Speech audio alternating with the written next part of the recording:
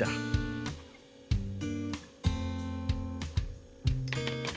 今から新潟港に向かってフェリーに乗って北海道に行きます。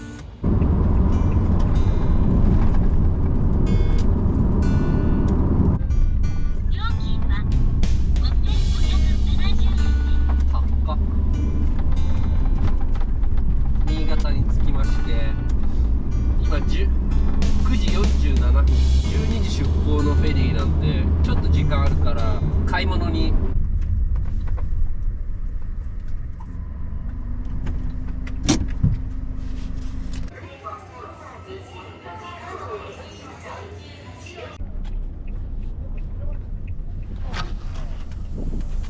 お、投げやすい。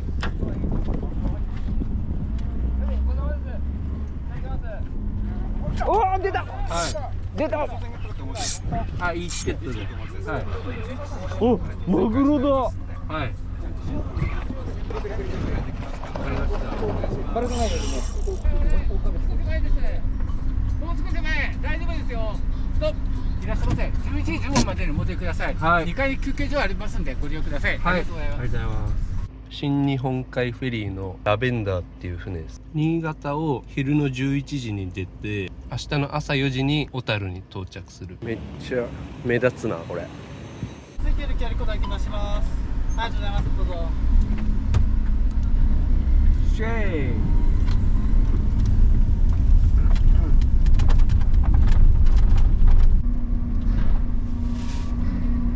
はい、OK です。サイドブレーキお願いします。サイドブレーキでロー。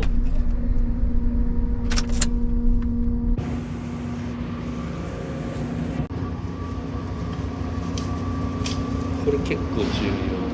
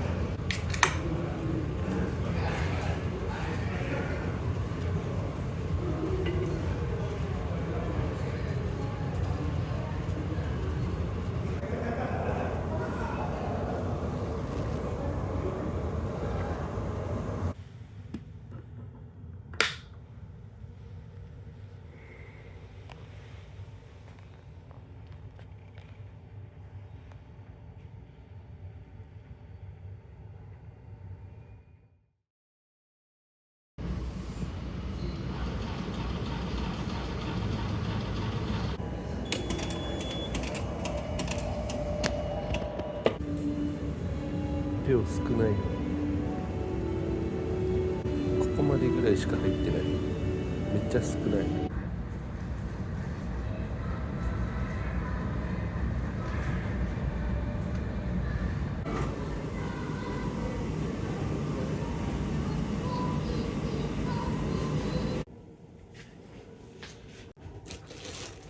さらに大型トラック、乗用車、オートバイ、自転車にてご乗船のお客様の目線をお出しいたします。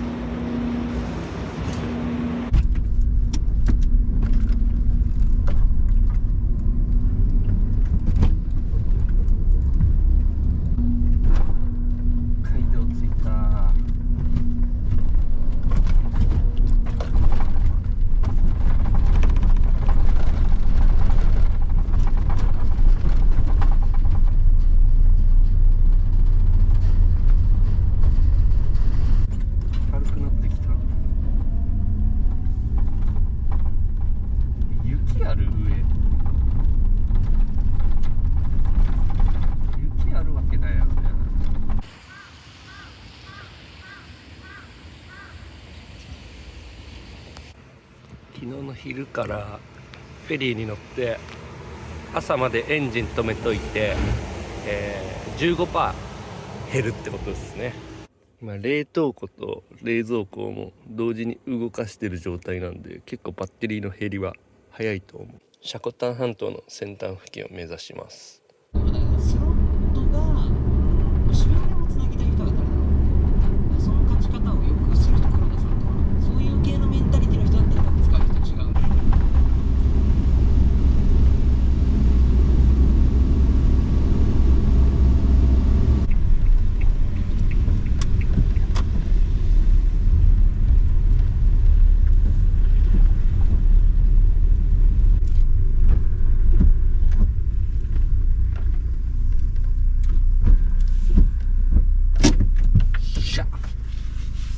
しばらく待機。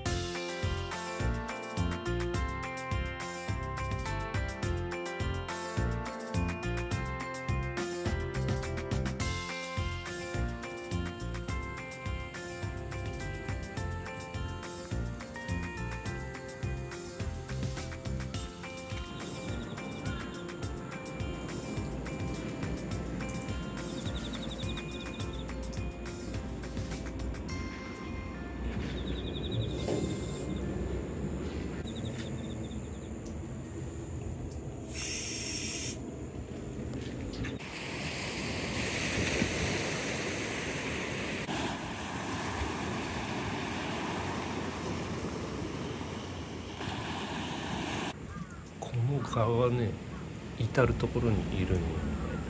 やばい。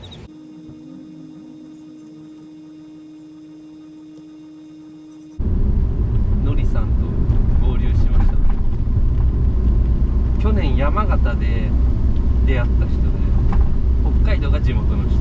その時は山形にいたんだけど、今年北海道に戻ってきてるっていうから、山形で会った以来の再会です。ちょっといろいろ要領を聞こうかなと思って、北海道のボート釣りの。懐かしい、昔来た。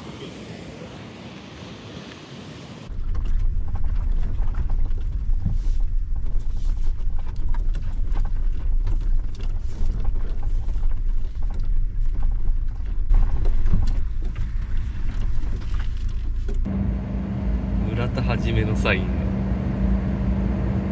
ロットにサインもらってるんですか。スコーピオンってやつと、あとワールドシャウラー。臨時休業ですね。朝がこれカツのラーメンの店ですか。残念。一回来てみて。いただきます。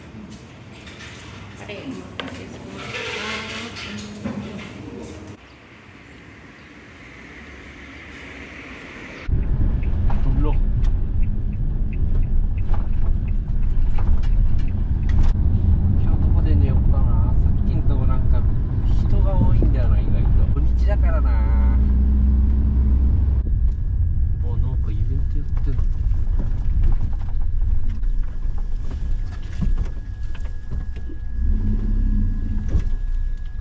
なんかお祭りやっとる。岬の湯。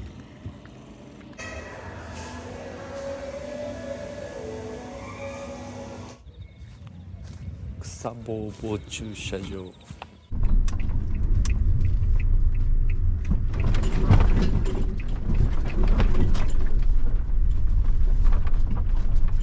ライドドアを海側に向ければいいんじゃね。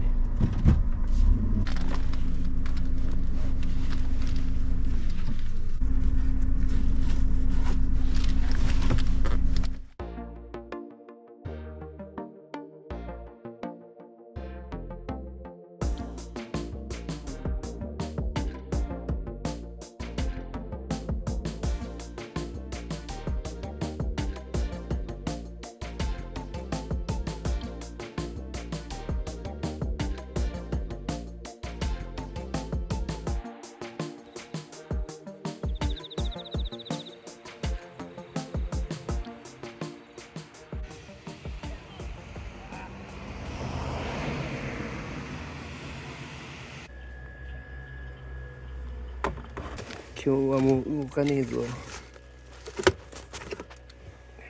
のりさんありがとうございます。乾杯。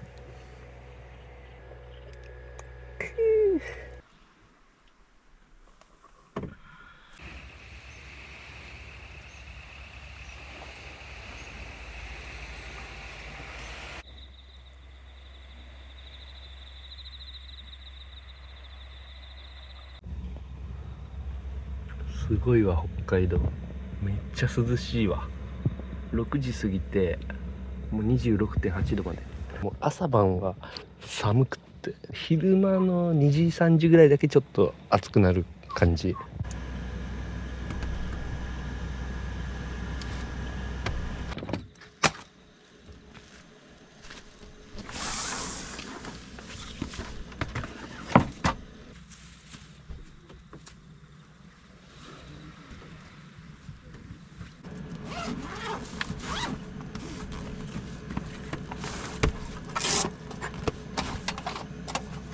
久しぶりのガスコンロ。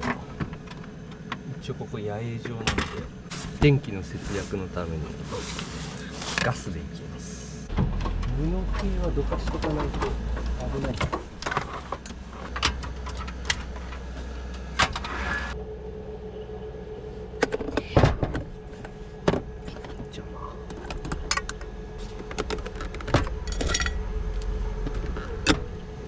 新潟コシヒカリ結構高かった。2200円の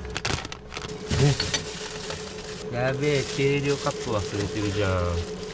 米炊けねえじゃん。これのすり切りって1合ぐらいある気がすんな俺。どうだろうこれ。走行充電もつけたので移動さえあれば結構充電できるってつわものです。 AC をオンにして無洗米でスタート。2杯目、これものりさんからいただいて、でのりさんからいろいろ食材とかもいただいちゃったからもらったやつ食べよう。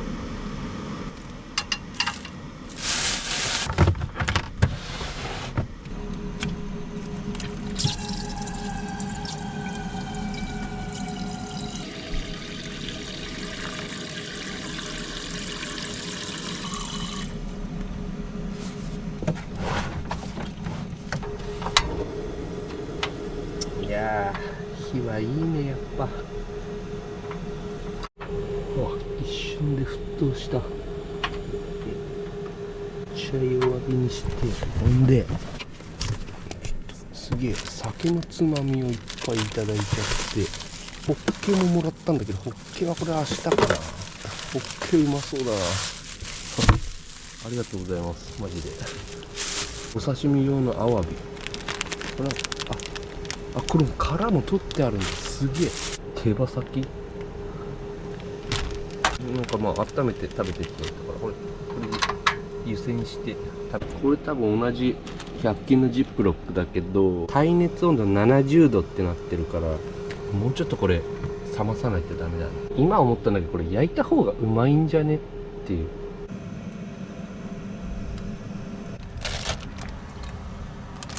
もううまそう。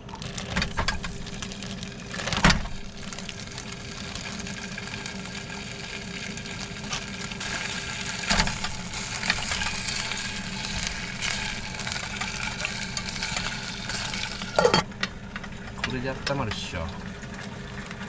ほんでもってうおアワビ、一旦これだけやってみよ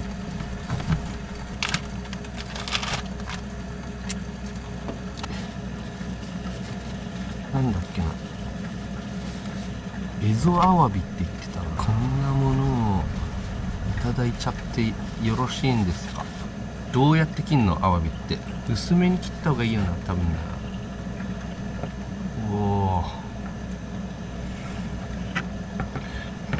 包丁研いできてよかった。めっちゃ切りやすい。皿が1個しかない。あれよし、ドレッシングとかないんでオリーブオイルで、アワビさんは醤油でいい。いこう。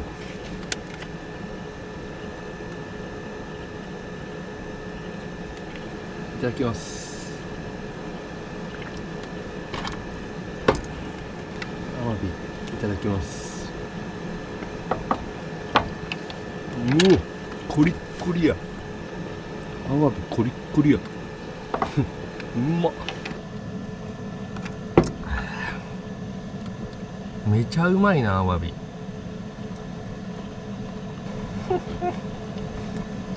マジか。めちゃうまいわ、これ。うますぎるわ。やば。のりさんに報告しなきゃ、これ。うめえって報告するわ。ちょっとアワビがうますぎて衝撃だ。で手羽先が仕上がった。熱々になってんの。熱っ。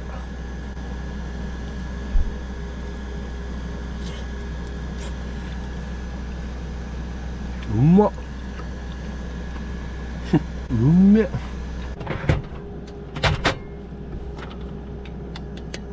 これやばい。熱っ。熱っ。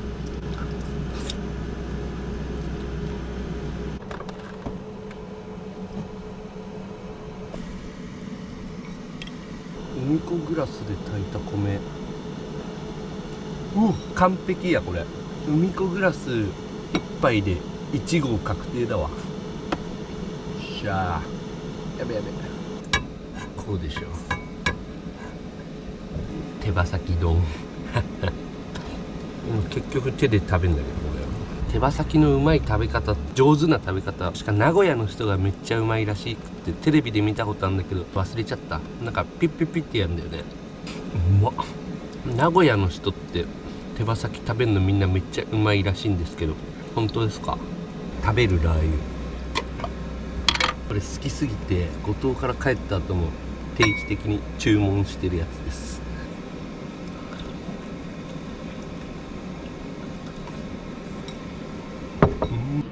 あたたたたた。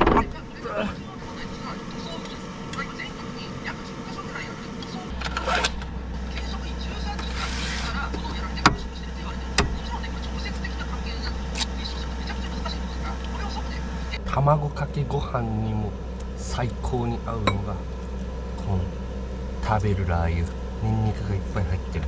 もう最高ですよ。最高これ。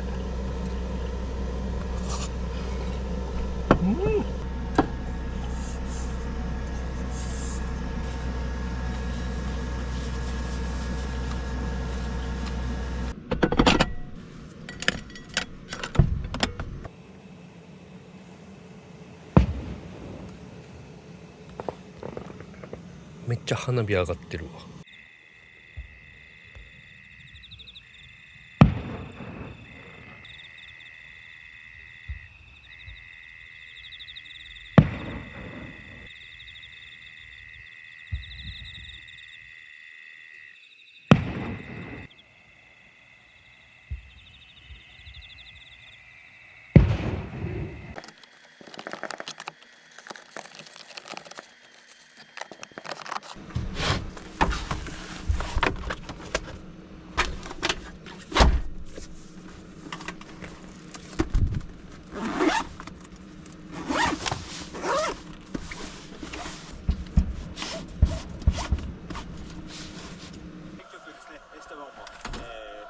ウエストハム戦、急遽先発に入ってかなり活躍を見せたので、その攻撃陣の、活躍、そのパフォーマンス、フラム、チャンスが生まれたんで、フラムも結構セットプレーの時ライバルのアウェーのスタンフォードブリッジで大きな得点をマークしました。いいね。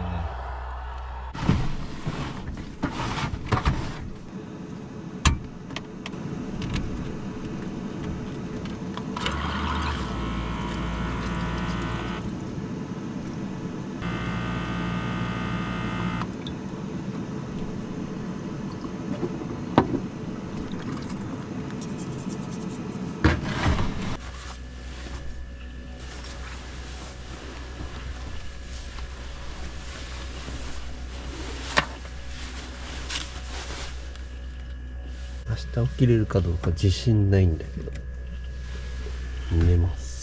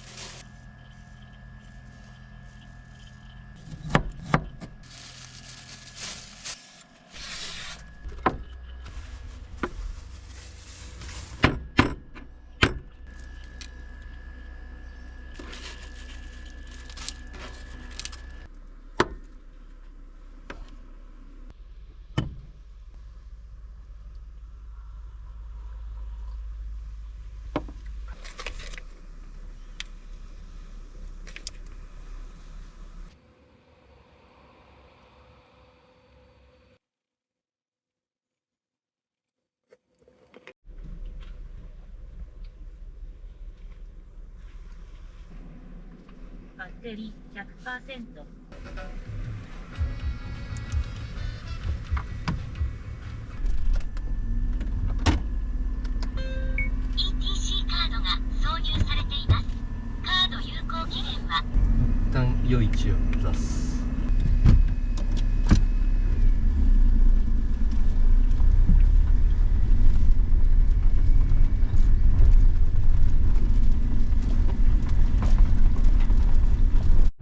うわ、鹿。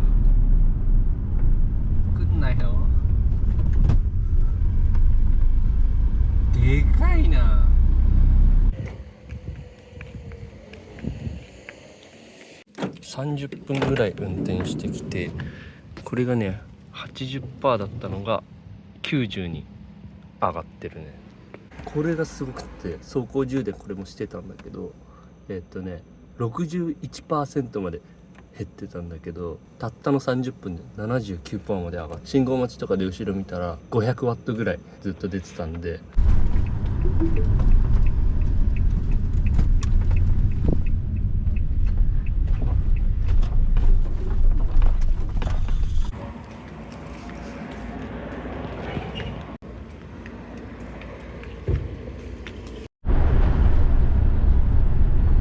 赤井川、冬は多分通ったことあるんだけど、夏来るの初めてかもしれない。セコマに行ける。セコマって早朝とかやってないから昼間に来るしかない。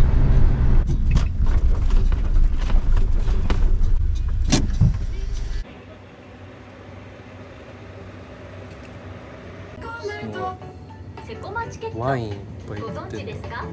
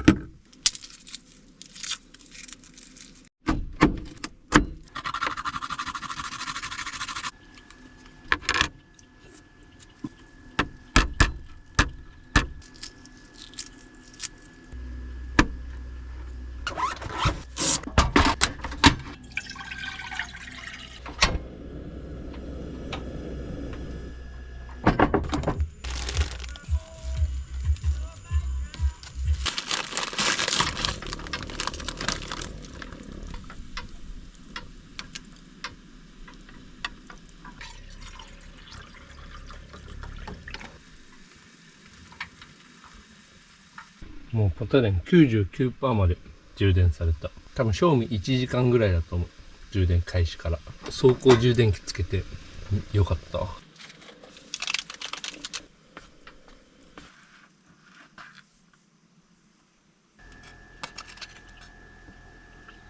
ただきます。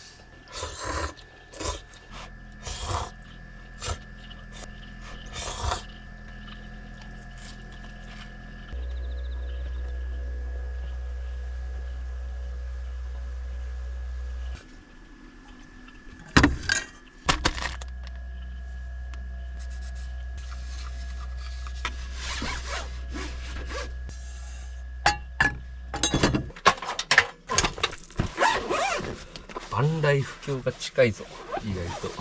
ルイさんたち今手稲にいるらしい。今日会うかっていう流れになってる。明日も釣りしないし多分荒れるから、何しに来たんだって話だけどね。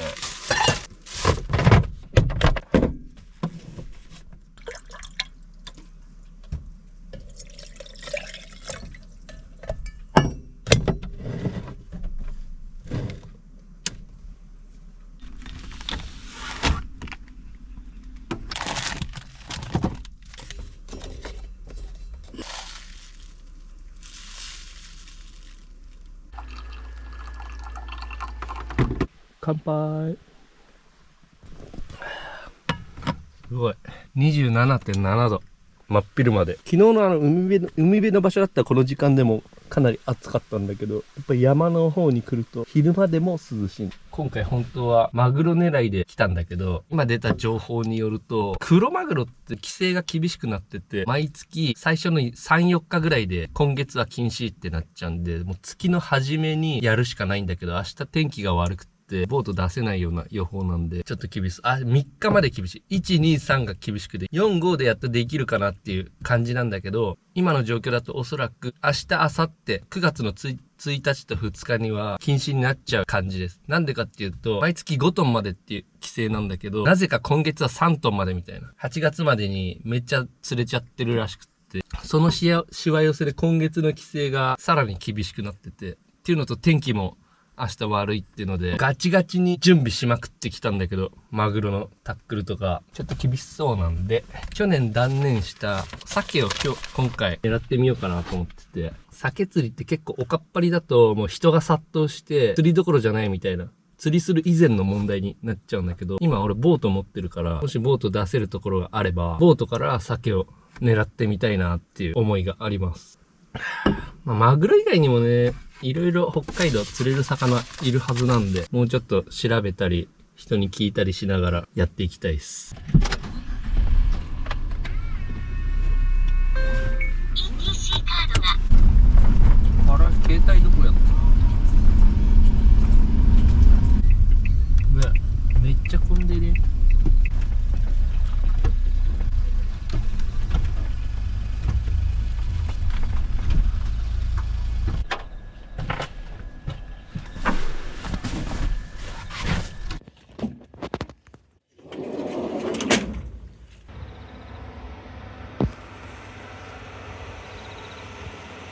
赤井川構造改善センター。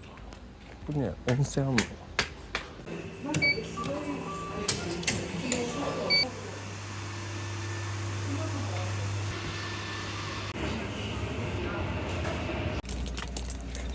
めっちゃうまそうだし、無添加や。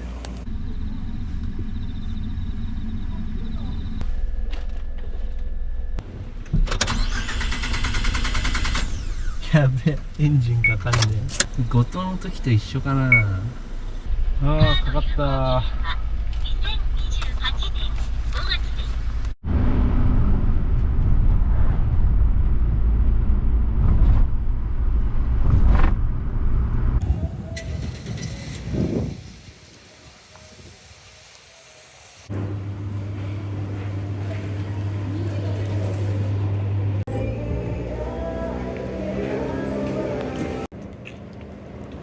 ゴーヤもゲット。こんにちは。やばいね。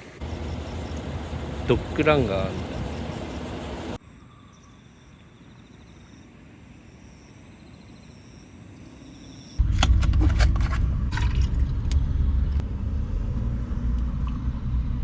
やっぱセコマの牛乳うめえわ。手作り生ドーナツ。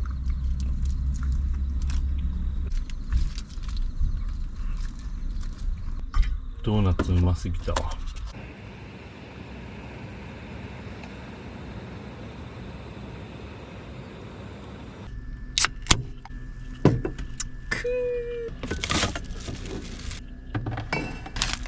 あわび。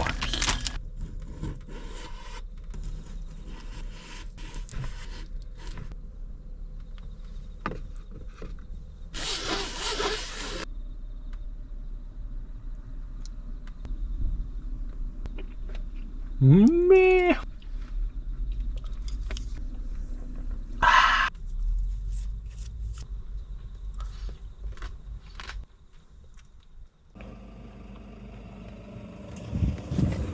ご結婚おめでとうございます。ありがとう。すごいじゃん、最近もっぱら。顔隠す。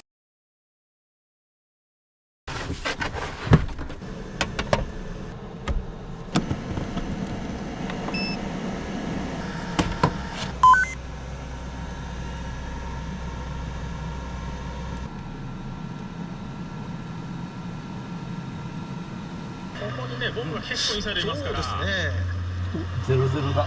強引に突破してきました。ブライトン頑張ってくれ。そうですね。ちょうどダンクの激アツ展開や。逆転したやん。かわしてシュート。これですよ。これからが本番だから。お、これアンフィールドか。ここ行きたいわ。その悪しきジンクスを破りたいというアウェーゲームにもなります。さあ前半が始まりました。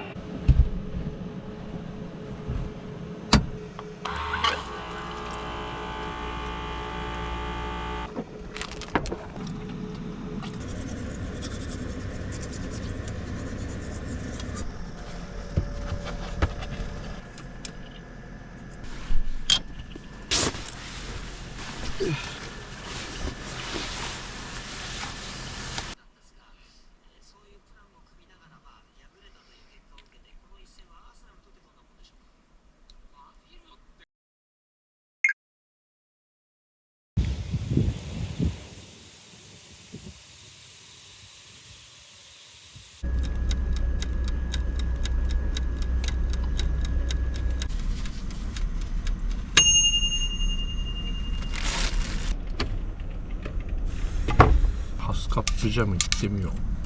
パッと見ブルーベリージャムにしか見えないけど、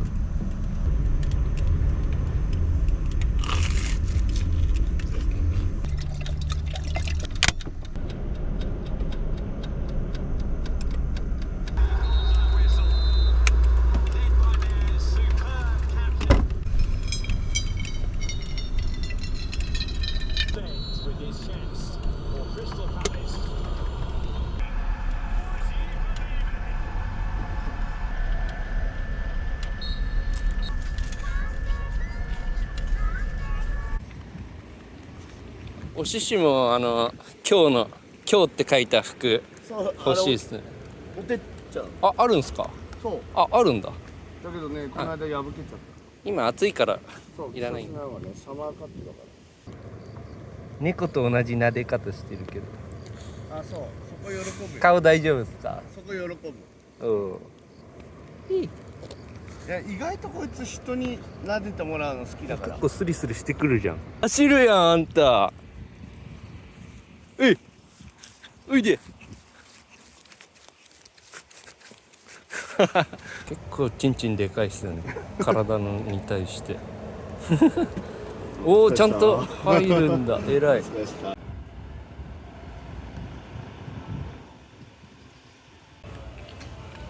とカフェ行ってみようかな。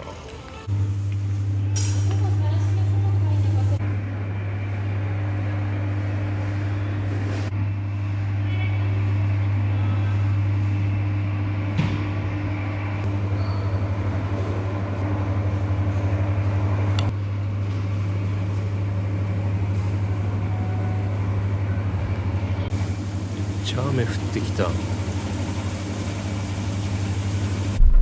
京極ってところに行くことにしたんだけど、ここの温泉が今日休みなんで、ちょっと汗でベタベタになったから風呂入りたいなと思って、道の駅で湧き水が汲めるらしいんで、ちょっと水もいただきます。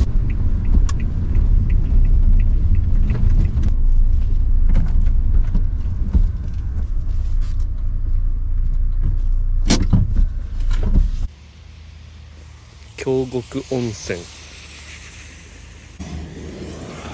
ちょっと走った 50% だったのが 69% に上がった。600円。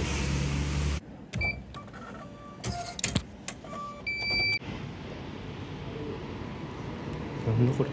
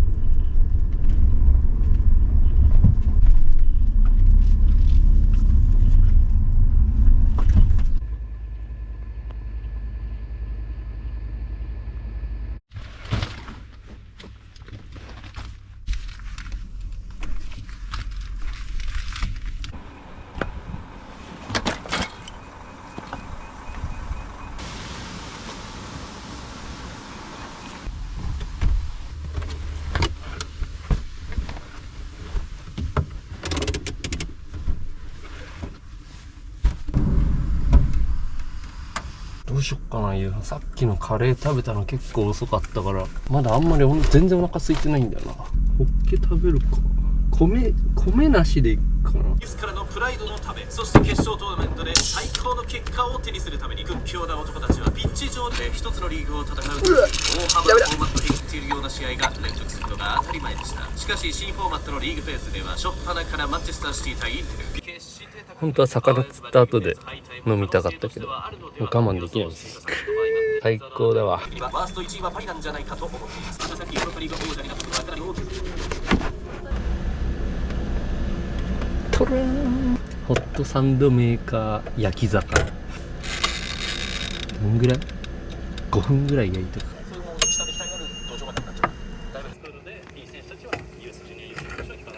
おー完璧に焼けてんだけど焼けてるな。うまっ。何料理ホッケうまっ。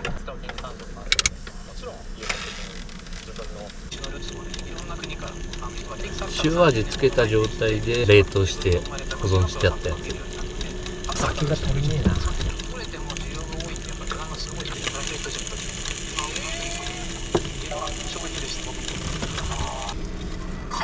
上がってきてる、人気は上がってきてるし、あとは投資対象としての相手ルールという3人しか候補に残っておらず、仕方がないことなのですが、似合う男こと私道場武道がですね、今回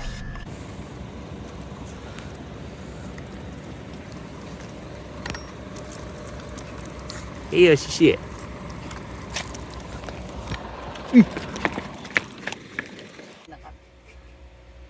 確定するまでこの動画は上げません。便座拭くやつ、おウォシュレットもあんだ。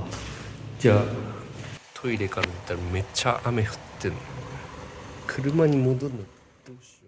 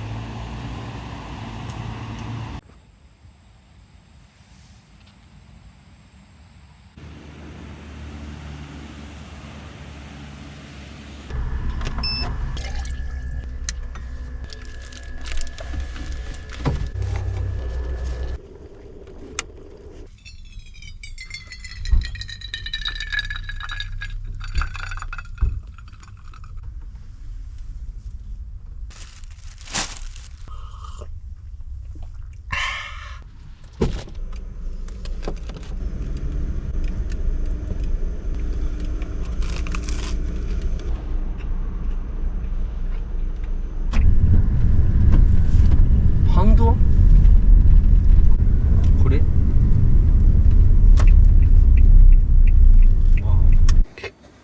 あれはおもろいな。チャリ何台積んでんの。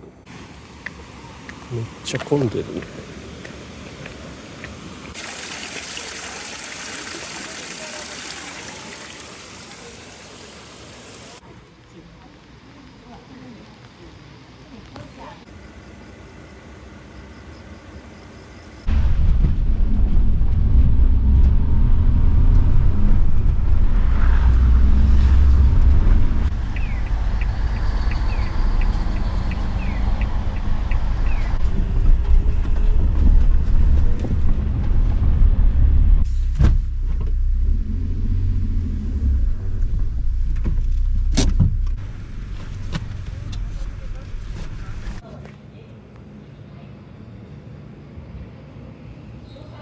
でかいなこれ。洗濯乾燥。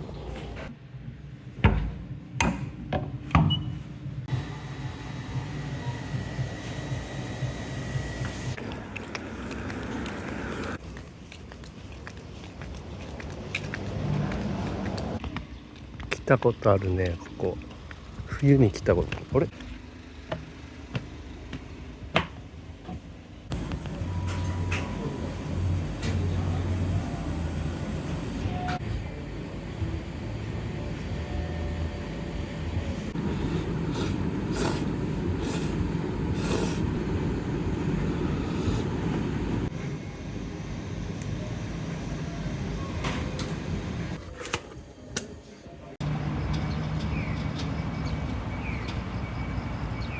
八百屋さん。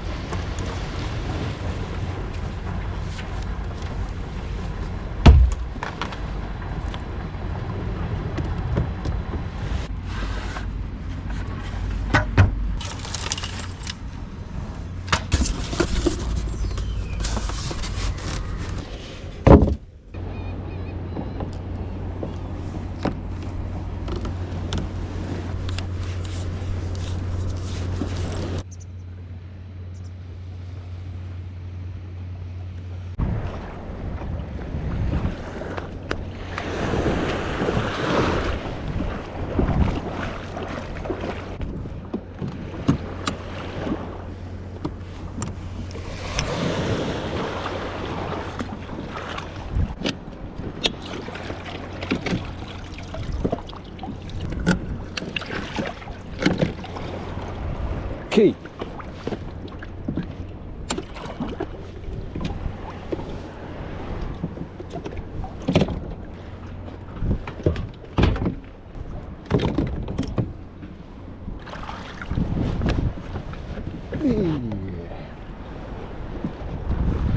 出陣北海道初ボート。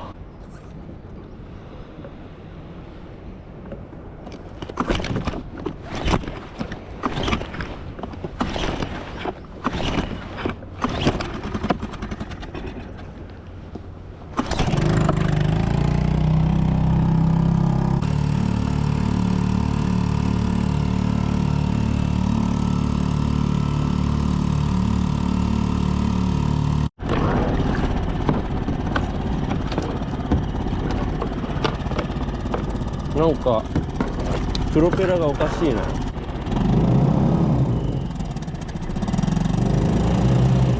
空回りしてんな。金属のプロペラに変えたんだけど、それがダメだったかもな。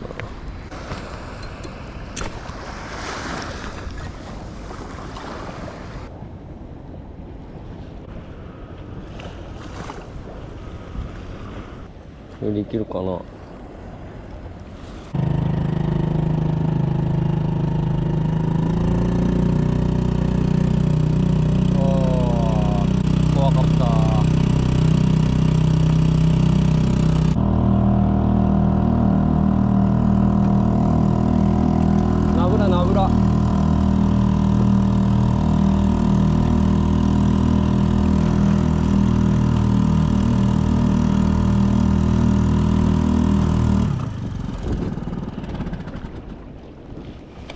ナブラなんだろう。何この魚たち。ちょっと待って、あそこの辺覆われてるしね。めっちゃ魚がいいんだよ。めっちゃ小魚がいて、結構うねってんなここ。お、食った。しゃ、なんだおっしゃ、幸先いい。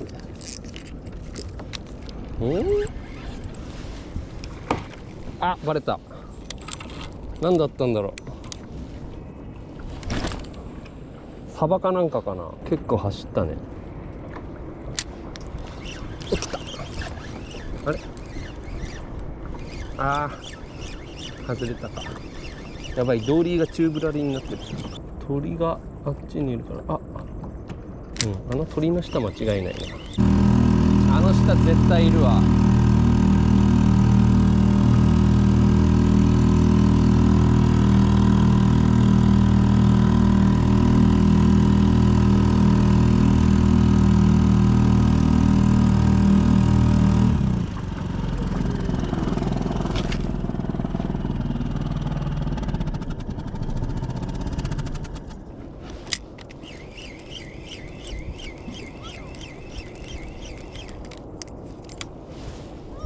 めっちゃ鳥ダイブしてんじゃん。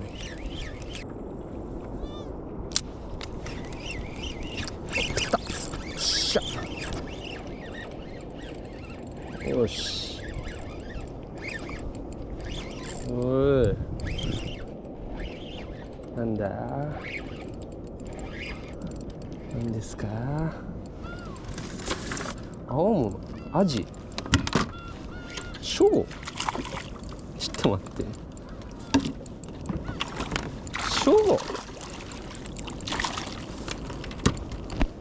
ワカシ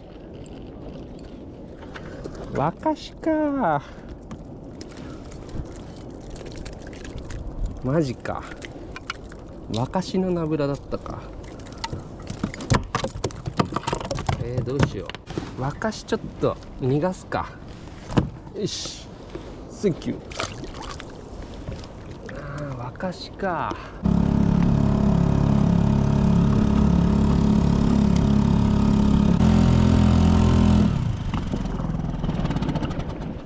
なんかワカシ以外、ヒラメ釣れたら嬉しい。ベイトがいたらその下にいるんじゃね。なんか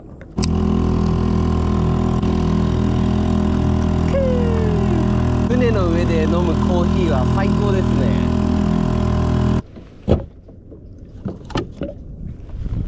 5時ぐらいまでやるかな。あと2時間以上あるんだけど、まだ3時前なんで、港の方行くか、あっちの V の方に行くか。あ、ナブラってんだ、あそこ。あれワカシかな。エンジンだな。やっぱプロペラ純正じゃないとダメだな。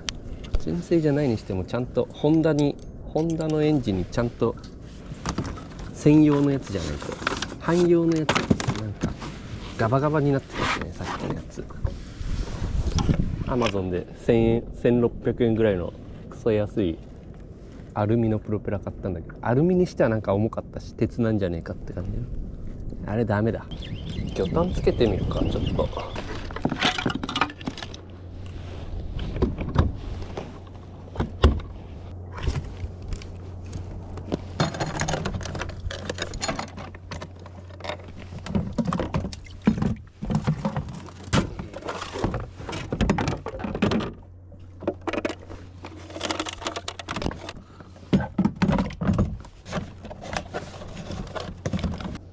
濡れてんの大丈夫かな俺。いけー、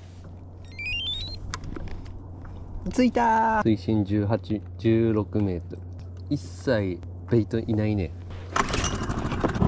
走ってたら全然映んないわ。そうだよな。お、食ったー。しゃ。ワカシっぽいね、なんかね。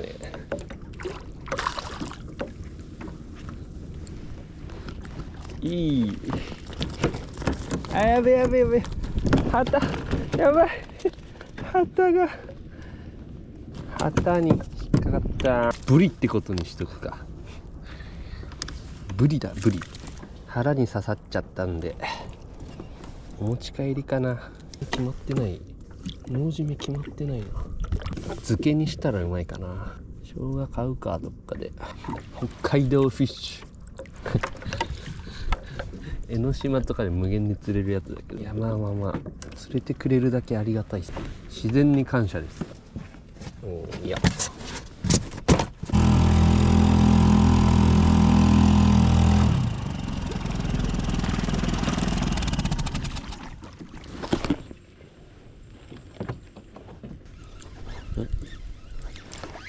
お、食った。なんか食ったな。ワカシだった。ワカシでしたか。おワカシは入れ食いなんだな。群れてんの、群れてんのこれが。よし、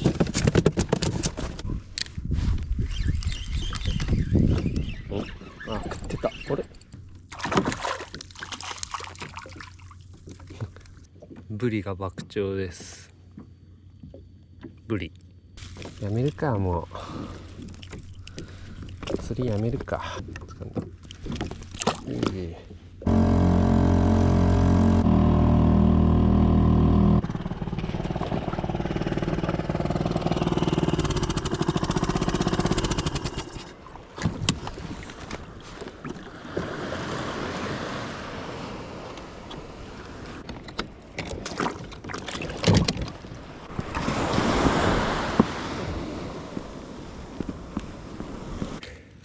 のりさんが栄養ドリンクを置いてくれた。あざっす。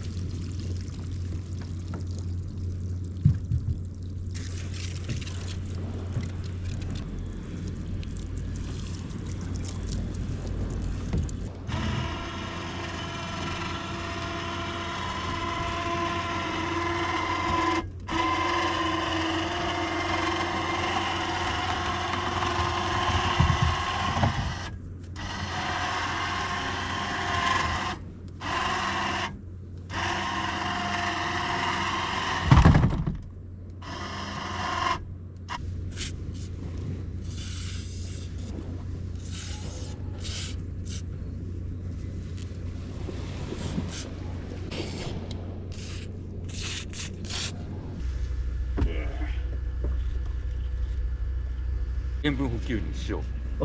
これあれだな、安全大会ってやつでもらったやつ。ああ、ありがとうございます。もう暑くはないと思うけど。そうですね。全然慣れたもんでしょ。日中の暑さが。日中はもう大丈夫ですね。全然。今日ここで25度かそんなもんだ。うん。今日全然暑い感じしなかったです。雨でちょっとジメジメしてるだけでね。昨日の夜とか。そうか、若しだけ。いっぱいいる。いっぱいいる。これくらい？そんぐらい。一匹だけ腹にかかっちゃったから持ち帰りで。今日どこ行く？これから考えるんですけど、明日多分できないじゃないですか。だから一旦風呂、鴨江内の風呂。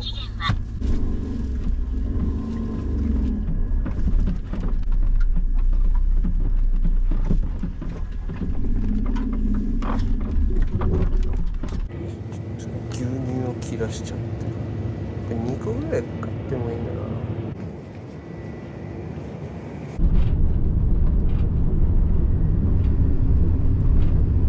これか。こ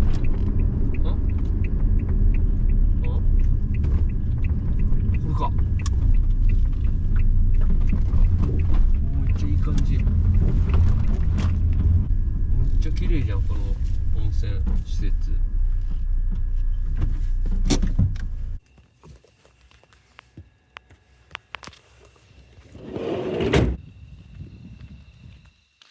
龍神。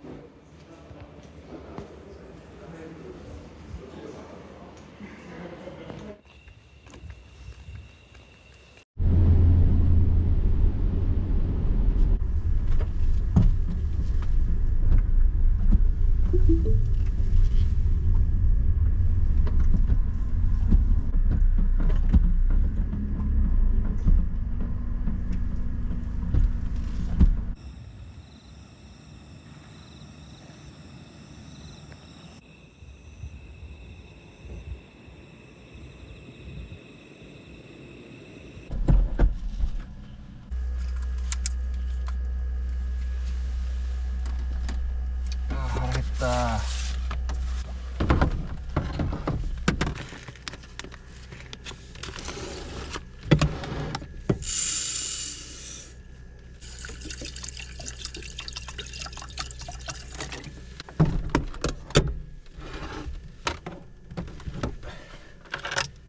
30% 台になってたのに走行充電で 74% まで増えてます。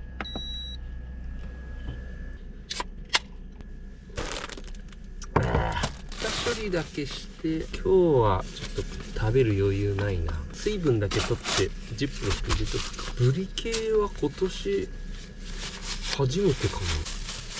一旦この状態で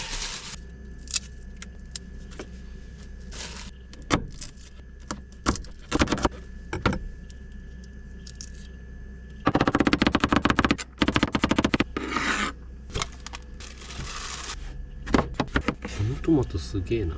汁がめっちゃ多いな。完熟なんかな。栄養は取っておかないと。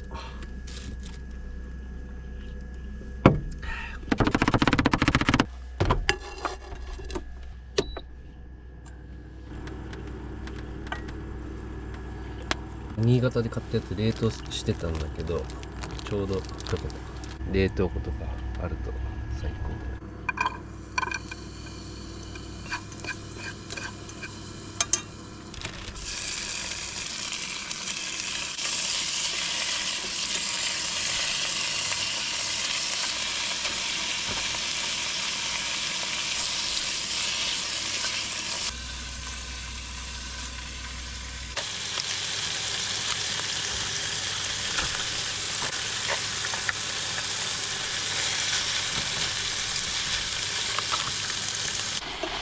うまそう。これね、絶対うまい。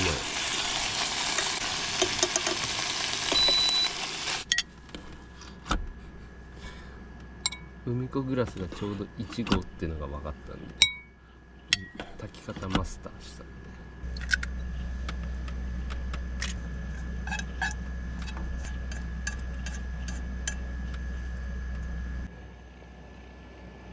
渾身の豚キム丼いただきます。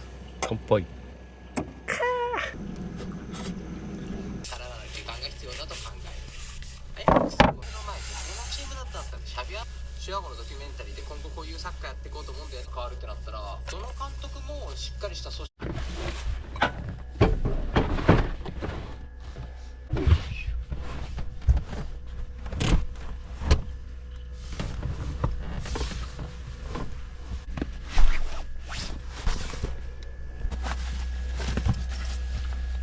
雨でジメジメするな。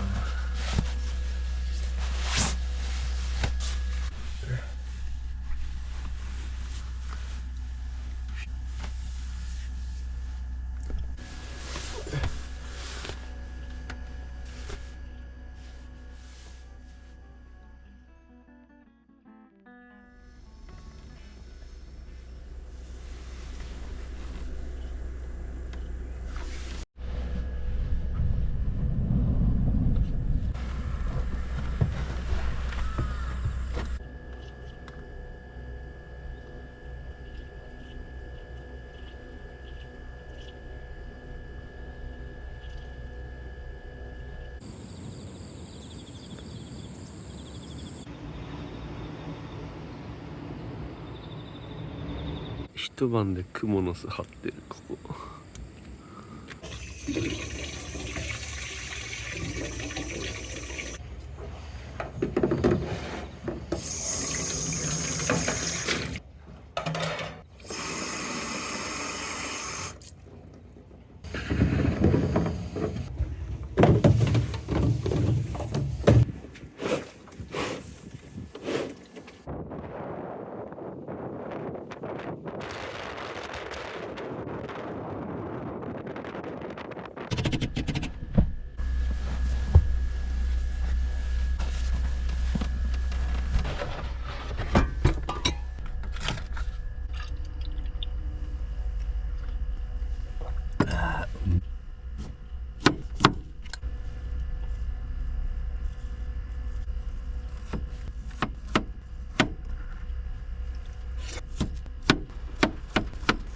急に雨降ってきた。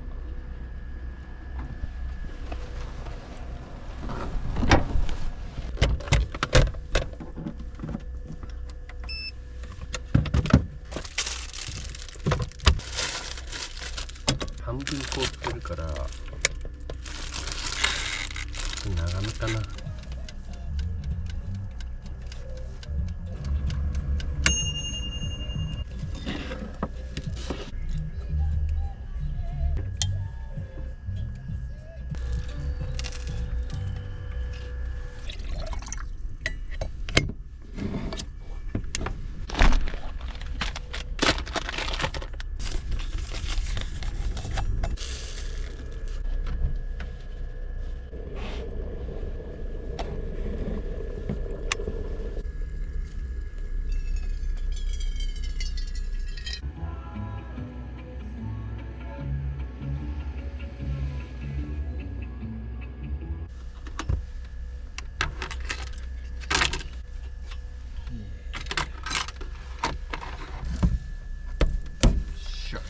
動画の準備完了。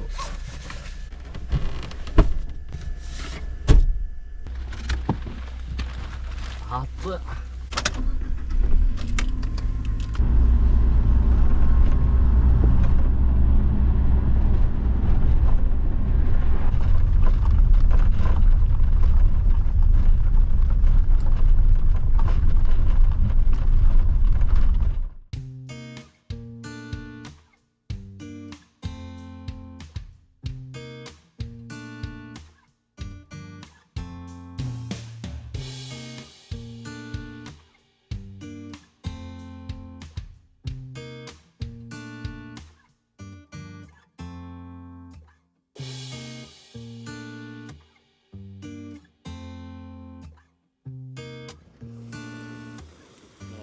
釣り人が何人か、一人ウェーディングしてるな。はあ、これは分かりやすい。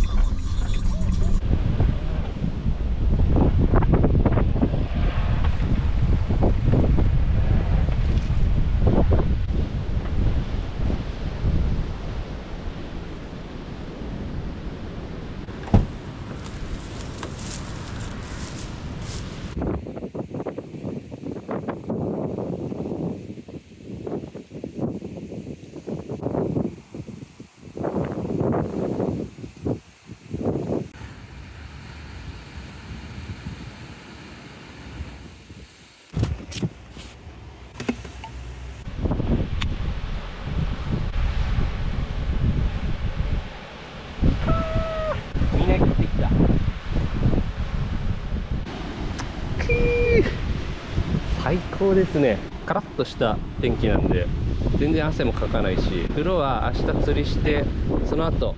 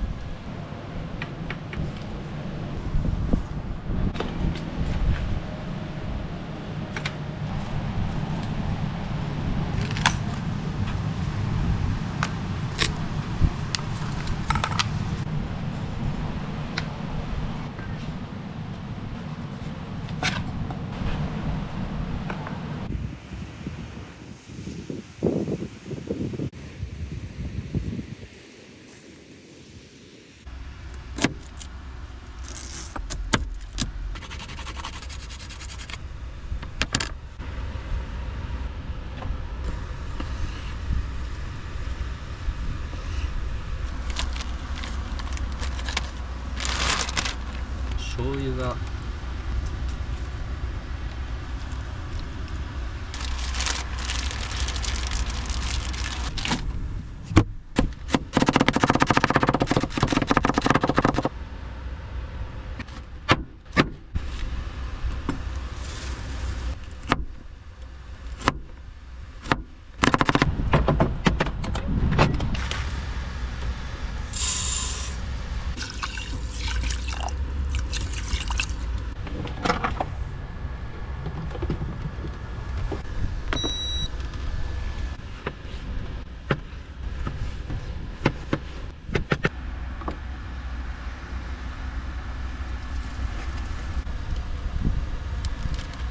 どうしよっかな。あら汁にするか。火器禁止じゃないキャンプ場とかだったらガスを使います。ポタ電の電気をセーブできるんで、ガスコンロと IH を使い分けて。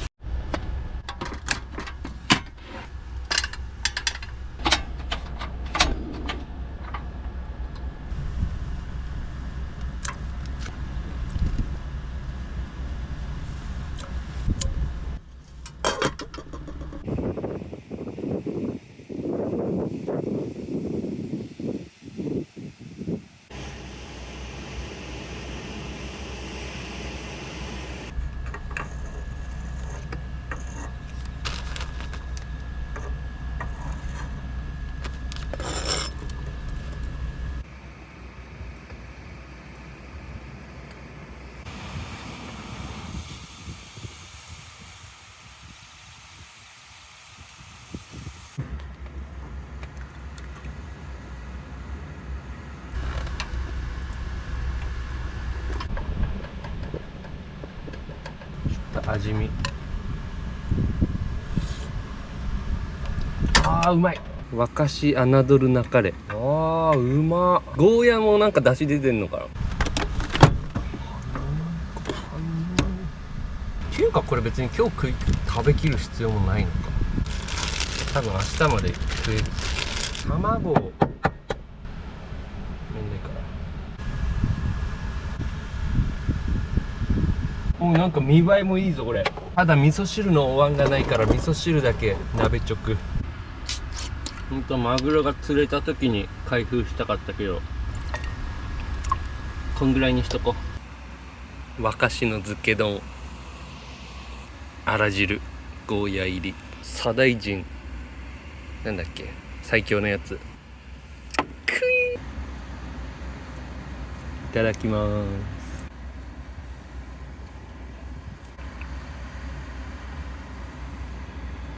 うまー。ごま油効いてる。ニンニクが意外と主張が弱い。うますぎですやんこのやり方だったら油が乗ってない沸かしとかでも十分にうまい。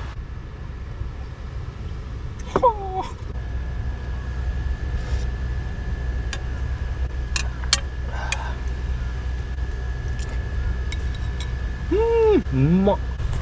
追加。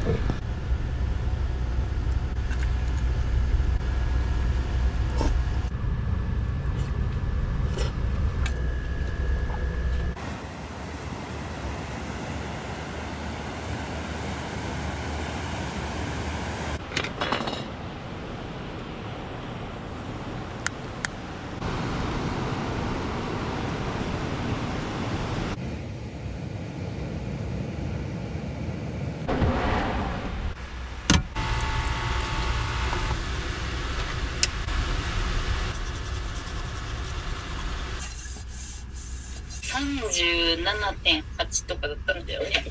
なかなかだね。編集してたらね、くるちゃんがオーブントースターに近づこうとして「暑いからダメ」って言ったらスーって離れていったんよ。へえ。偉いねって言ったら「ミャー」って言ってた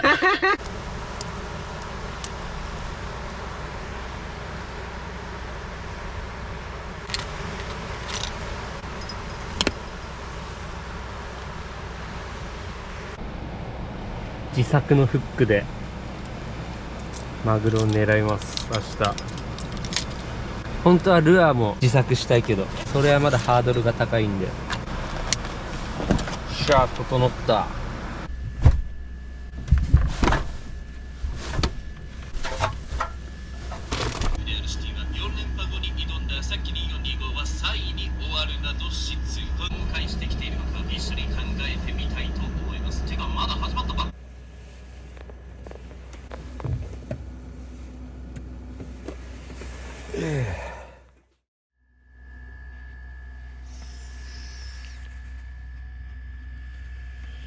4時にかけてたんだけど2度寝して5時20分。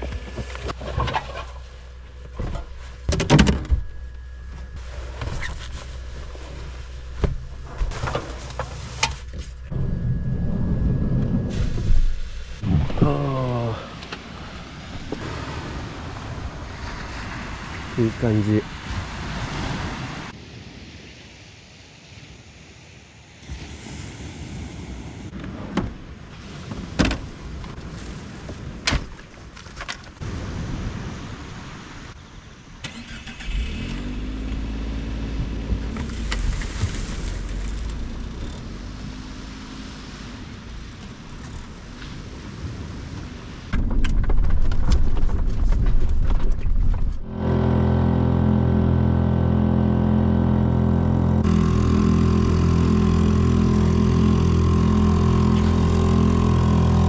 玉城くんの竿でどんな感じかやってみたいよね。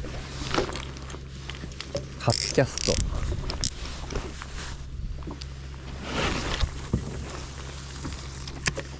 ト。なるほど。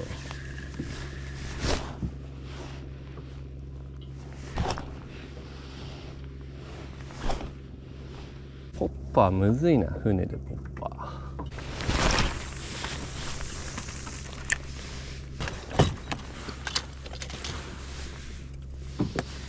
120g。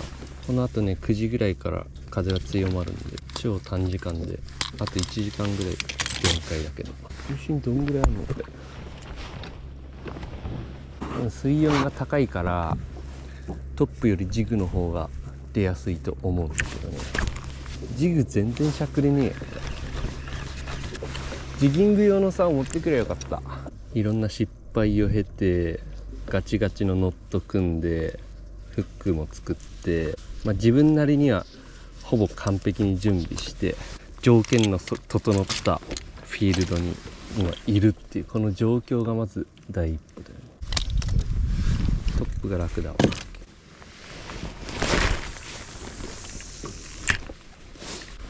釣れるときポッパー放置で釣れるからね。前島で俺が逆掛けした人2回どっちもポッパー放置いいと思うね。ガチガチにテンションかけて巻いて1日投げ倒しても大丈夫なぐらいガチガチに締めてある。なんかねマグロをターゲットにするとあらゆるボロが出てきてね、このノットとかあそこのノットとかフックとかフはあれわかんない、合わせとかやべ速攻でエアノットできてみたい。ライントラブルだ。でこんなこともあろうかと予備のスプールとリールを用意してるんで2回交換できる。もうすでに風ボワーってなってきて、なんかマグロの規制がもともと毎月5トンまでっていう規制だったのが7月8月に釣れまくったらしくって9月から3トンになるって。で今日が9月の4日なんだけど4日の時点でまだ今月もうダメですっていうふうにはまだなってなくって奇跡的に今マグロの狙いができてる状況です。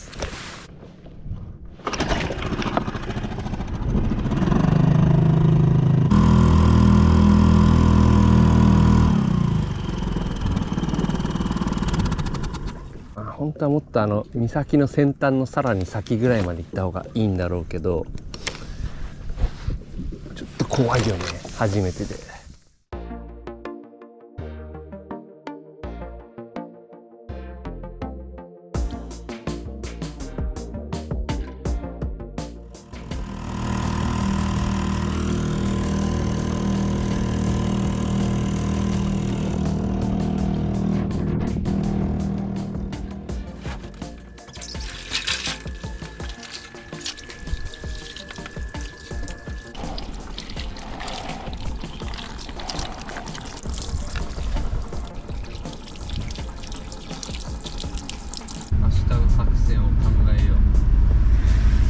今日も実はもっとできた説があって、なんか今日も実は一日できた説があるんだけど、見る予報のなんかピンポイントの場所とかサイトによって全然違うから、一番良くない予報のやつを信じて撤退したんだけど、まあそれが一番いいのかな。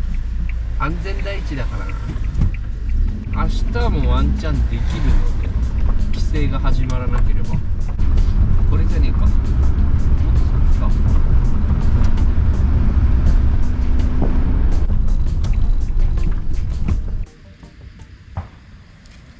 パンツとこれと夜市観光温泉、シャンプーリンスなくて500円か。古いからねここ。いやそれがいいんですよ。もう40年なんだ。へえ。ああ気持ちよかった。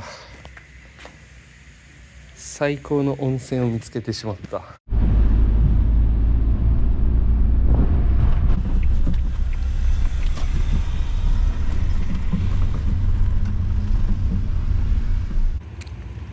北海道チェーン、サンマの季節か。もうこっちは生。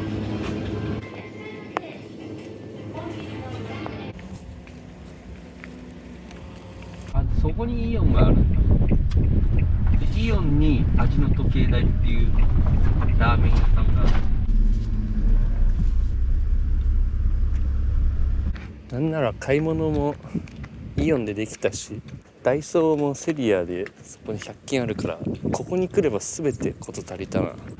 味噌ラーメンいただく。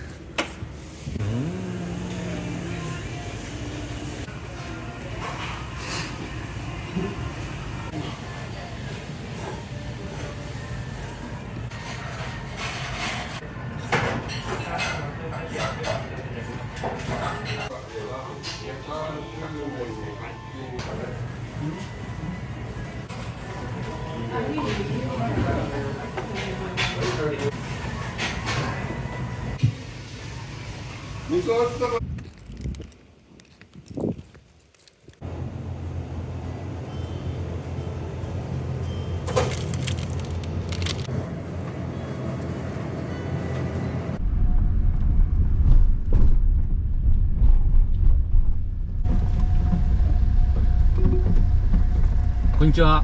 釣れました？マグロですか？いや、マグロ全然。マグロいなかったですか？跳ねてなかった。ああ、何釣れたんですか？まあ、ホッケー、深場でちょっとホッケー釣ってきて。あ、深場でホッケいるんだ。なんか散らばってる感じしたけど。ありがとうございます。お邪魔しました。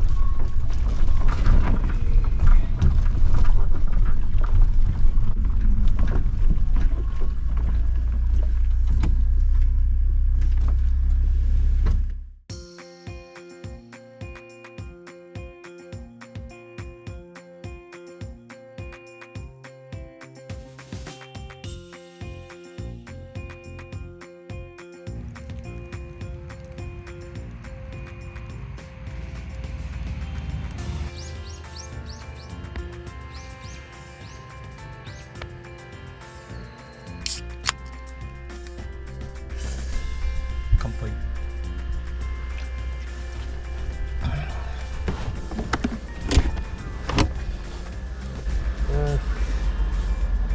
気持ちいい。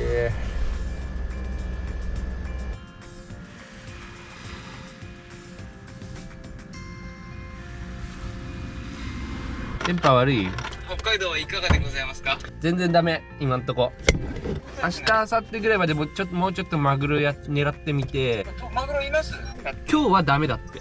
今日は俺もプレジャーボートで帰ってきた人が聞いたらダメだって。早朝だけ出たんだけど、全く気配なくて、もうすぐ帰ってきちゃったけど。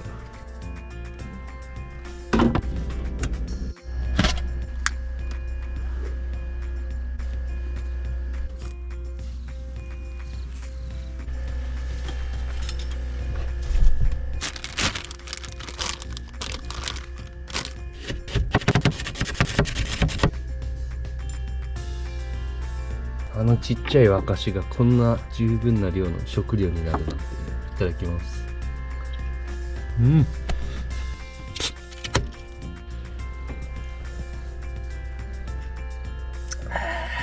湖みたいに穏やかだ。昨日とは全く違う。明日もうちょっと今日より沖に出れると。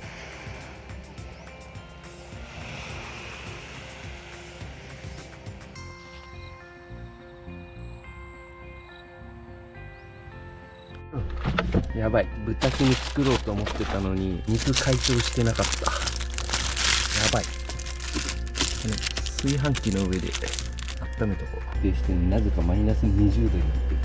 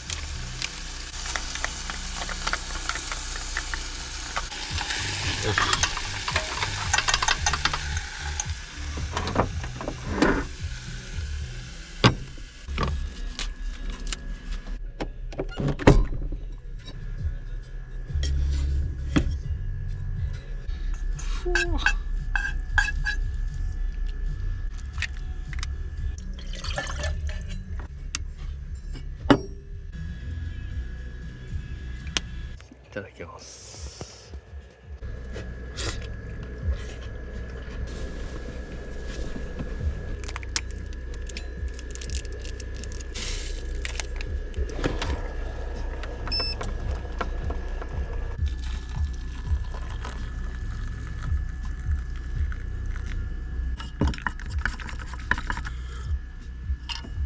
うめえ。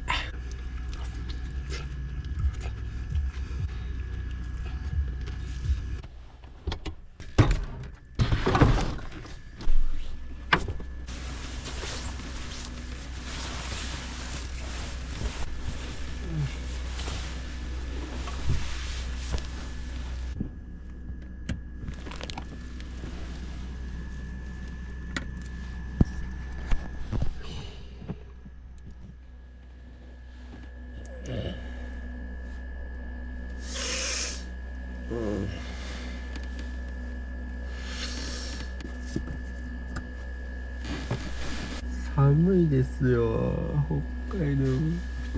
21度か。寒い。おはようございます。北海道寒いわ。もうFヒーターつけてもいいぐらい。ちょこちょこ目覚めちゃったけど、若干寝足りないけど、そこそこ寝れたんかな。外はまだ真っ暗。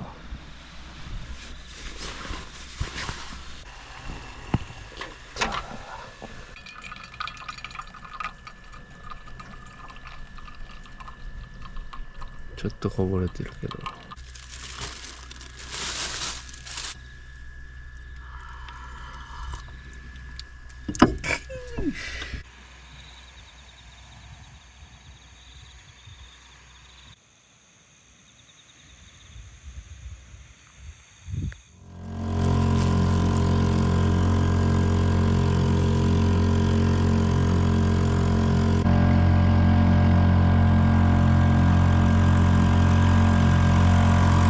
なんか急に海の感じ変わったな。30メートルか。30メートル。今日はもう一組いたんだけど、多分後から出てくんだけど、なんつってたっけな。ブリ狙いって言ってたな。40から60メートルラインを攻める。だからとでもブリでもいいから釣りたいな。マグロ釣りに来たんだけど、ちょっとなんか海の雰囲気がいいからやってみよう。で岬の沖がポイントって言ってたな。やっぱこのタックル一番やりやすいな。昨日ほどうねりがないから怖くないぞ。エンジンさえぶっ壊れなければ。さっきの人 LINE 聞いときゃよかったな。いざという時に助け合うから。39メートル。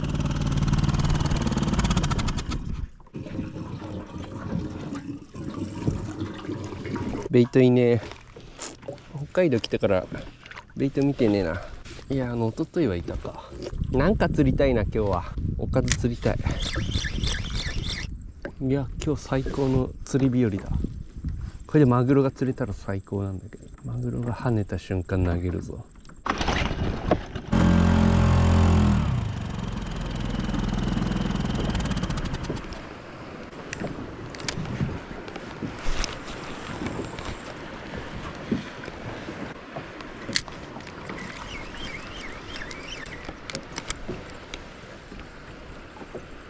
草かな。日中岩礁帯だね。魚絶滅した？もしかして魚いたら見えそうだもん。釣れないよ鳥さん。つうか魚が全くいない。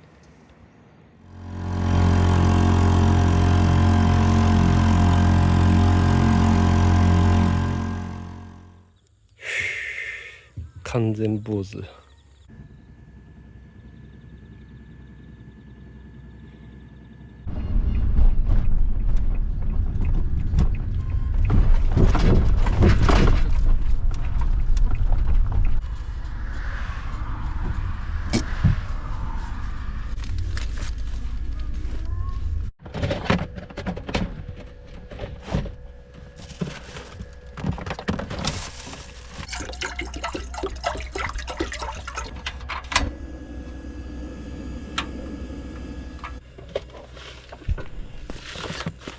カラスに開封されちゃっ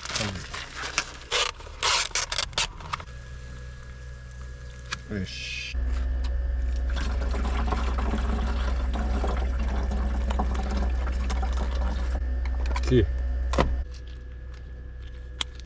一平さんなんて久しぶりだな。多分マヨビーム怪しいマヨネーズをちょっと。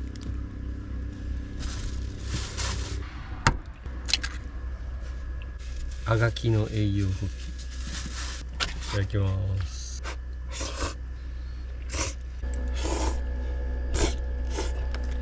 あ、卵いいわ。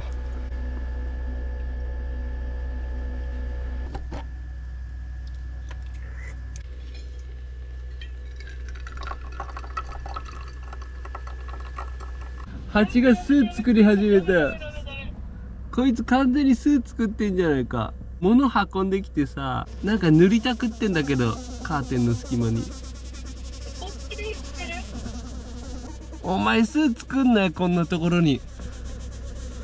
何泣いてんの？なんか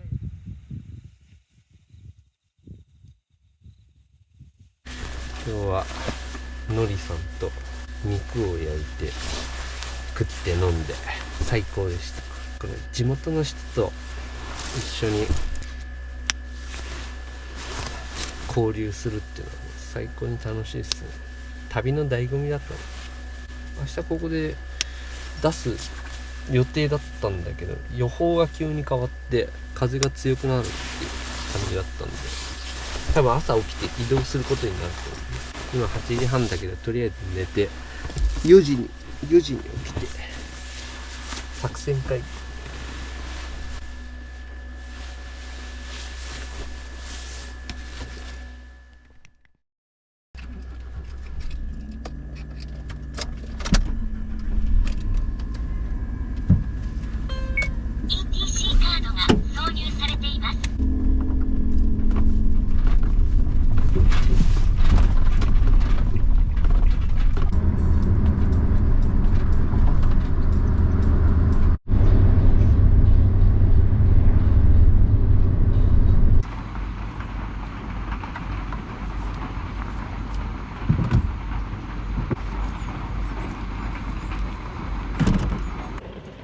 のりさんのボート、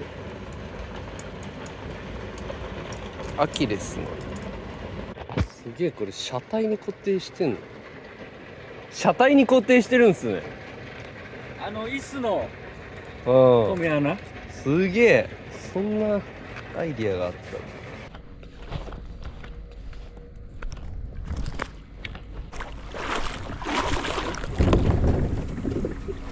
た。うらーうら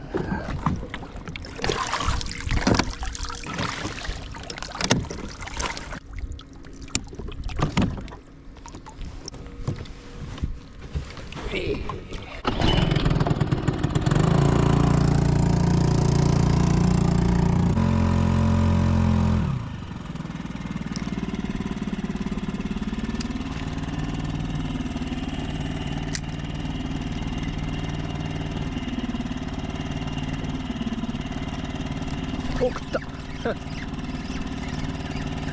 ほら食った若しなんだよ多分。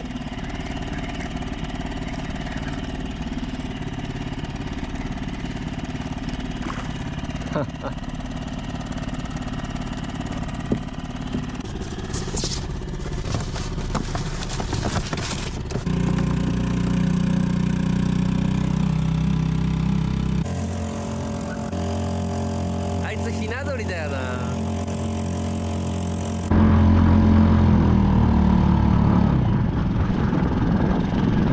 魚探反応なし。あれ、のりさんなんかかかった。なんか釣ってるな。何ですか？風結構あるな。お、反応あるな。何これ。はい。初めてだ、こんな反応。てか俺1投目で沸かし釣りましたよ、湾内で。湾内ってか、うわ、こんな反応あんの初めてだわ。風が強いですね。ああ、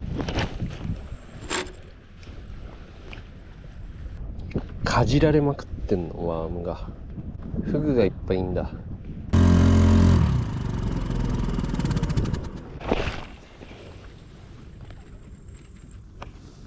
お、来た。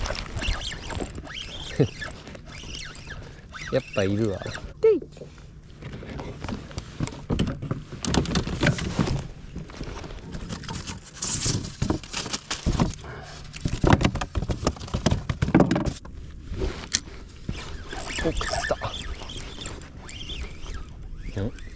トゥルルーン、若しい。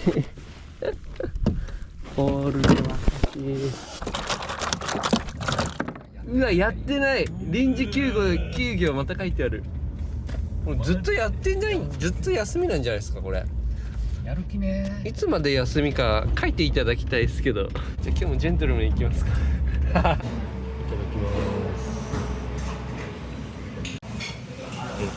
のりさんも全飲みじゃないですか。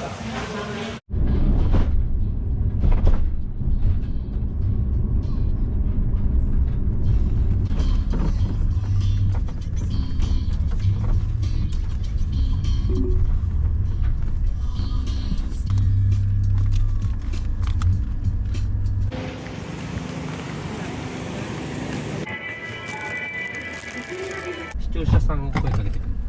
小野さんご夫婦ありがとうございます。サーファーの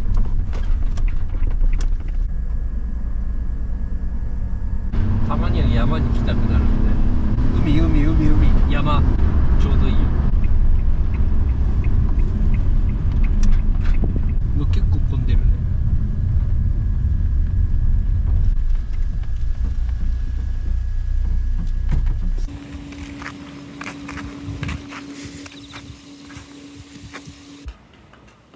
交流促進センターベン。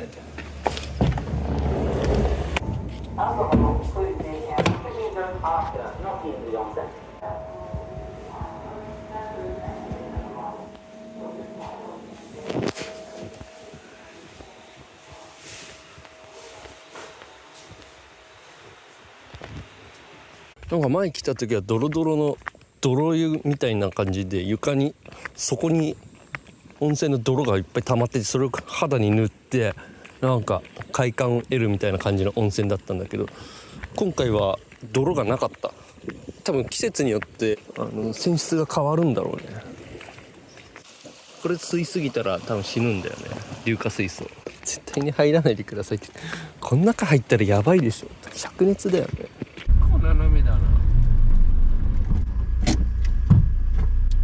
これは寝れねえや。1泊500円。この駐車場いいじゃん。これ500円で車中泊もやらせてくれるね。うわ最高じゃん。ちょっと斜めってるけど、いいじゃん。ここにしよう。ちょっと受付に人がいたら車中泊いいか聞いてみようか。500円で車中泊も可能だってことで、今日はここで寝ます。五色温泉がもう徒歩圏内で行けるってね。朝風呂入ろっかな明日。あそこも硫黄泉で最高なんで。受付とここはトイレで、この上がキャンプサイトで、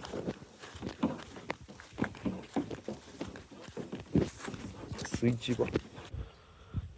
なるほど。ちょっと水を汲ませていただきたい。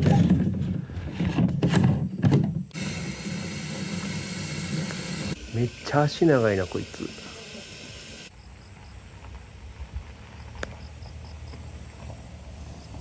海辺のキャンプじゃ激混みだったのに、ここはガラッガラだな。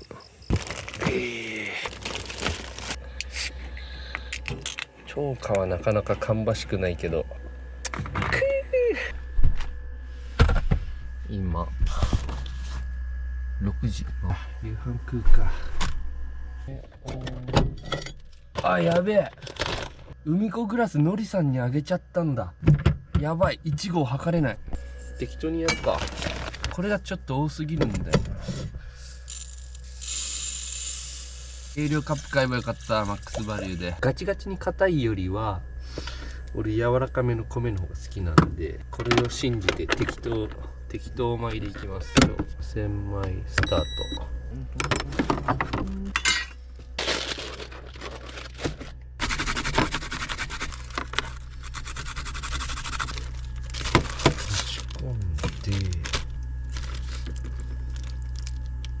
これにぶち込めば関係ないかと思っ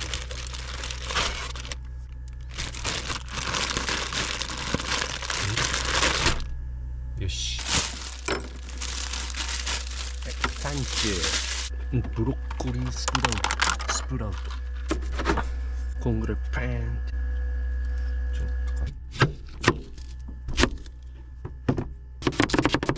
とあー、目がやばい。目がやばい。ちくしょう。お疲れ様です。いやーマジでこんなに苦戦するとは思ってなかった。いや、マグロが釣れないにしてもなんか他になんか釣れるだろうって思ってやってたけど、何にも釣れないし、岩場でガヤとかもいなかったし、何だったんだろうあれ。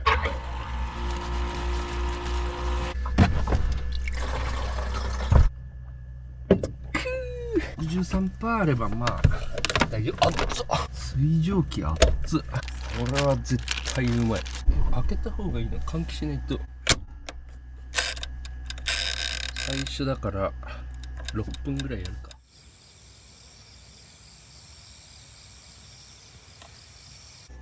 シャキーン。お、ちょっと焦げてた。一旦産地に。おお、がっつり味ついてる。ニンニク生姜、あんま油乗ってんな。ちょっと焼きすぎたかった。玉ねぎもいけるね。あっつっつっとらーん。4分。確か4分がベストなんで。たらーん。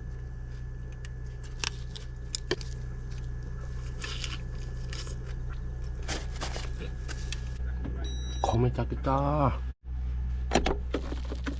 ちょっと柔らかめだけど多分これいけてるな。うまいうまい、完璧。多分1合もない気がするけどいいわ、これ完璧に炊けてるわ。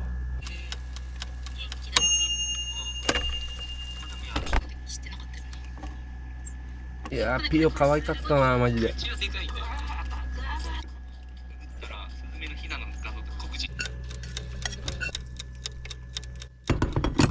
結局全部食べきった、これで。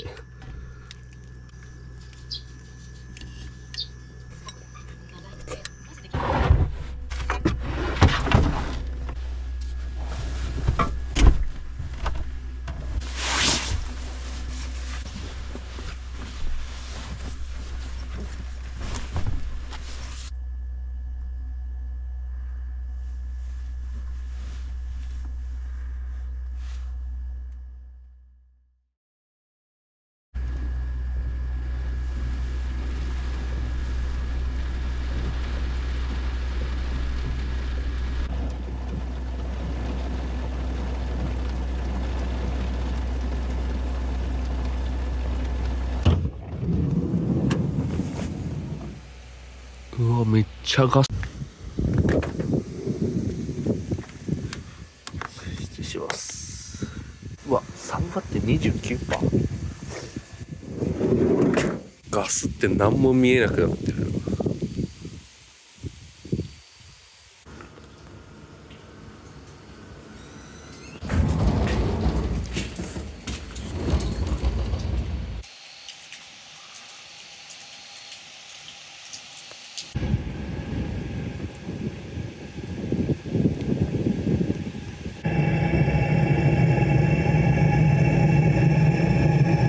あったけえ、救世主やこれ。いや、まさか FF ヒーター使うとは思ってなかったな。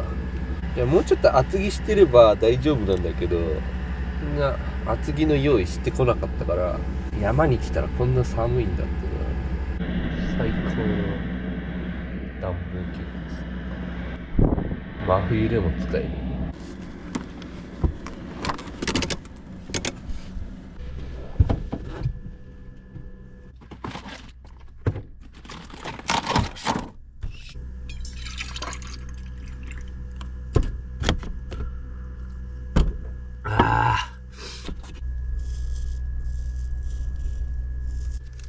20% オフ。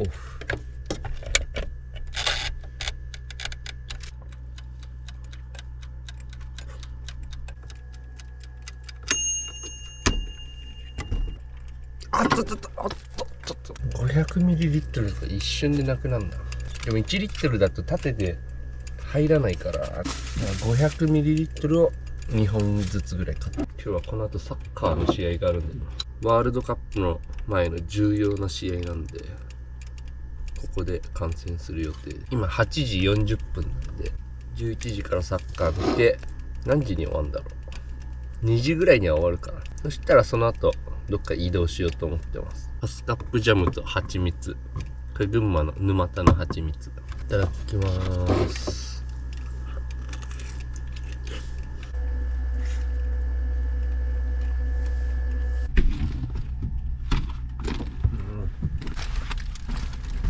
このありさまです。何も見えない。 FF ヒーターも消しちゃったけど、あれのおかげで湿度もだいぶ下がった。 85% ぐらいまでいってたんだけど、こんなにさ 57% まで下がってます。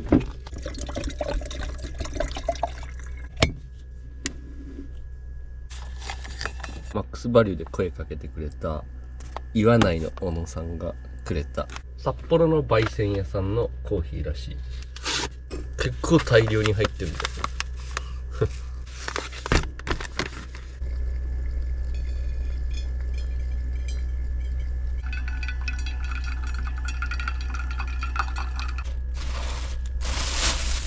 いただきます。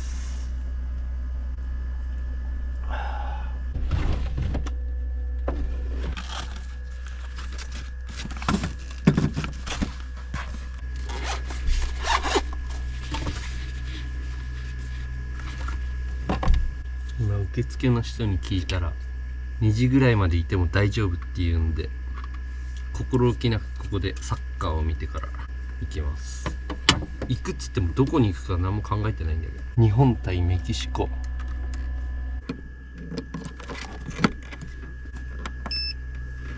JUX 音声。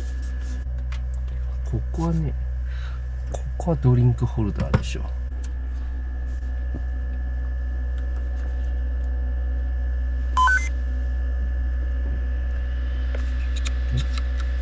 11時キックオフだけど、あ、9時半からもう番組はやってたんだ。10日じゃない、こっちだ、これだ。ライブ。シェー。量が一番大事だと思いますね。運転席を倒してることで、めっちゃ快適な形のシートになった。量やってきた自信だけはありますね。最高の視聴環境だよ。プレイヤーです。さあ、よーし、行け。前半が始まりました。白いユニフォームの日本。前半 0-0。ないかなとは思います。ハーフタイム中に飯を作る。もうこう行くのに対して本当こう行ってほしいですね。叩いてそのままね、これに入っちゃった方が。プレミアリーグ楽天最強 UNEXT。ひたすら同じ CM 流します。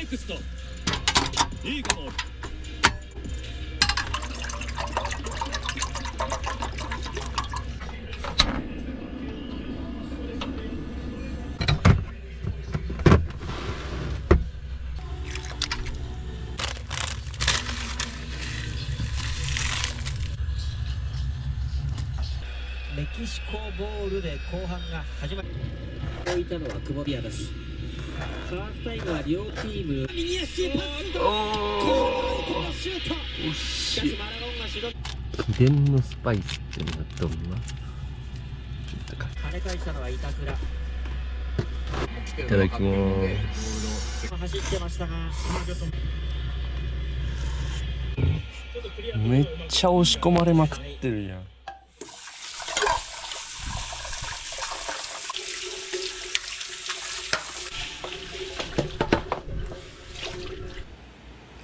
正面の温泉に移動してきた。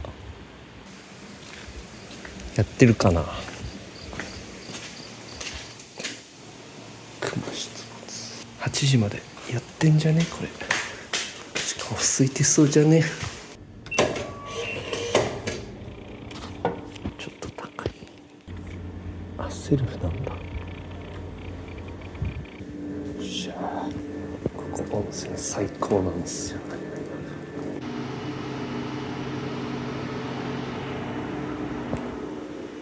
硫黄の温泉めっちゃ硫黄。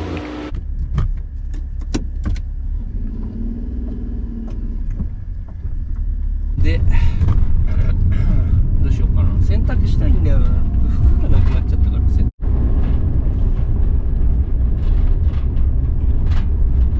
月は厳密。それか。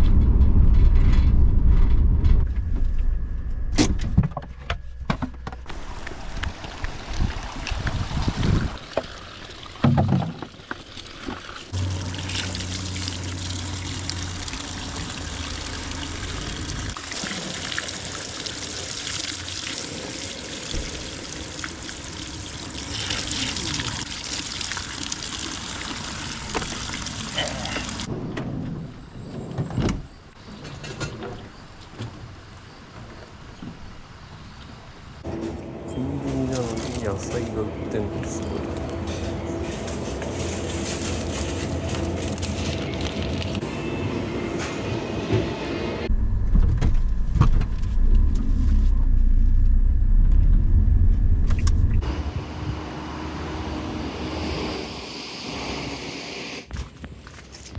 ニセコのコインランドリーは高いのかな。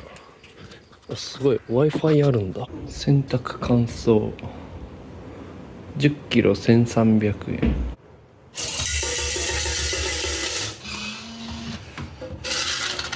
あ、4キロで1000円もあるんだ。それだ。効果を入れてください。運転を始めます。やったね。3時。爆池コインランドリー。あ、ここで Wi-Fi 使って作業もできんだ。ちょっと編集でもするか。